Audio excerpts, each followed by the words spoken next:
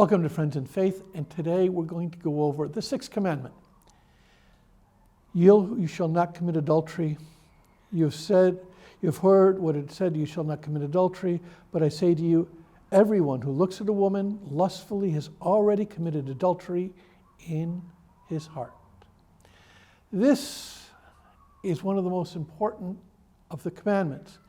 But instead of going and saying, don't do this, I'm going to try to say, what is it that we are called to live? And the first point is, we can never separate love from sex. As soon as we do that, we get into trouble. As soon as we do that, all of a sudden we begin to use the other person as an object, and pleasure, a dopamine hit, is what we're looking for instead of something that lasts. That satisfaction that comes from a connection with another person and that remains with us, and we become better because of it. We're created for connection. But if we go for the instantaneous pleasure all the time, without the effort and focus on pleasure, then we're in real trouble. The second thing is, today, there's so much trauma that has to do with sex. Because our sexuality is the giving of ourselves and becoming absolutely, completely, totally vulnerable to the other person. And what happens is, if there is not love there, the other person will be hurt, or both people will be hurt. It's very interesting that today we think that sex, for example, before marriage is okay. And yet, those who have sex before marriage are 4 times more likely to get divorced. Why? Fascinating. Miriam Grossman, she's a Jewish woman. She was in charge of the mental health for UCLA here in Los Angeles. And she stated that what people do not understand in sex only for pleasure or casual sex, sex without a total commitment has a devastating effect. Because she talks about when that happens, there are chemicals in the brain that are released, and the people feel, I can't live without you. I can't live without this other person. And then all of a sudden, they break up. She said they bring part of their heart, part of their personality, part of their soul with the other person. And it's devastating.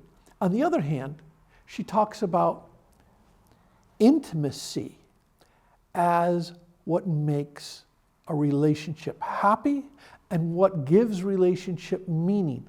And there's 4 levels of intimacy: intellectual intimacy, emotional intimacy, spiritual intimacy, and physical intimacy, sexual and non-sexual physical intimacy. First, what is intellectual intimacy? Intellectual intimacy is understanding what's on the other person's mind. How are they thinking? What are they thinking? That demands a lot. It's easy to blow off. It's easy to think, I don't have to share that. But it's so important. And without that, we're going to be in trouble. Without that, there's something missing in the relationship. Emotional intimacy. What am I feeling? It's so easy for somebody to come home and, how are you feeling? Okay, or fine. Those are the 2 most normal reactions. And if I'm not willing to open up my heart to the other person, it's going to have a profound effect on our physical self-giving. What are you feeling? Why are you feeling this way? Especially for guys, we need to think about this so as to be able to share with others. It's so important for the other person to know our heart.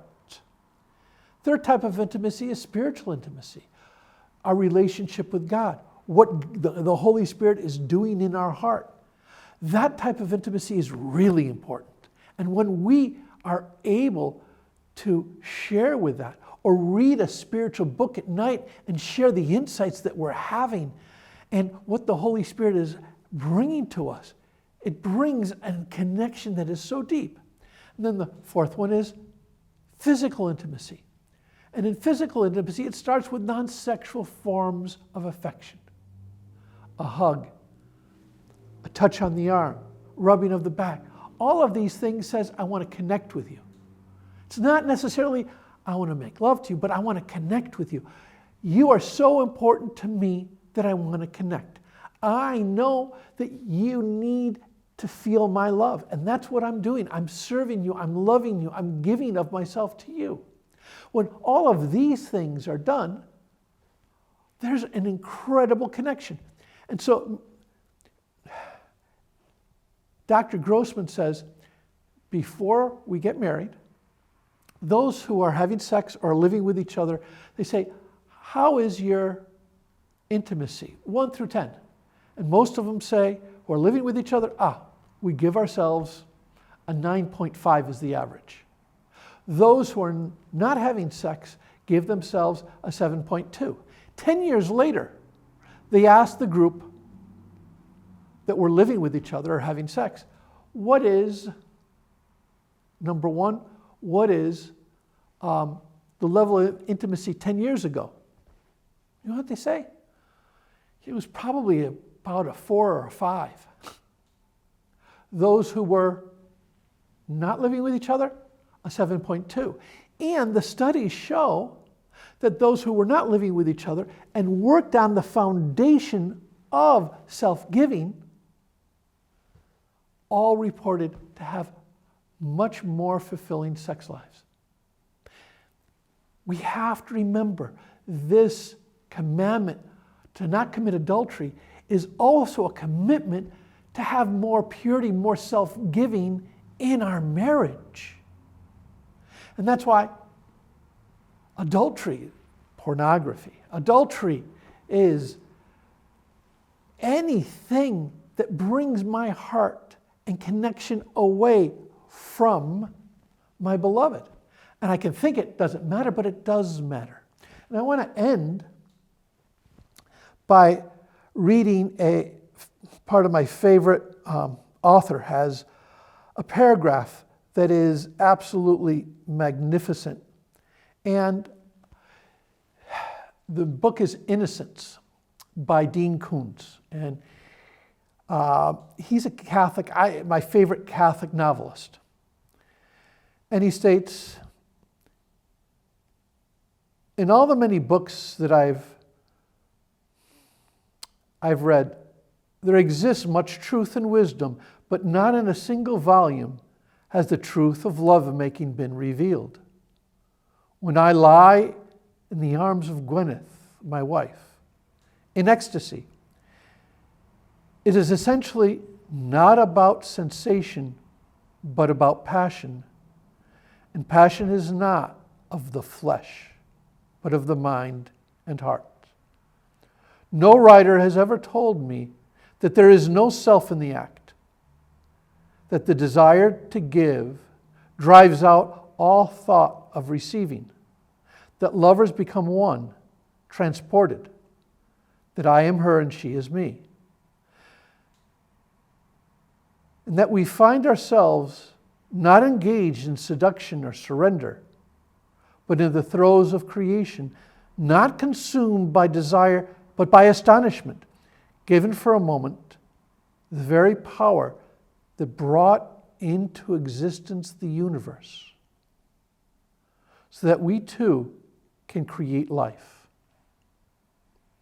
My wife now is with child. How beautiful that thought is. It's all about love, but love has to be worked at.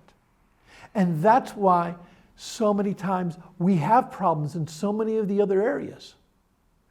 And when we fall in this commandment, it ruins trust, it ruins so many of the pillars of love. So I challenge everyone today to think about not only how do I avoid these other things, but how am I working on intimacy and self-giving to the other person?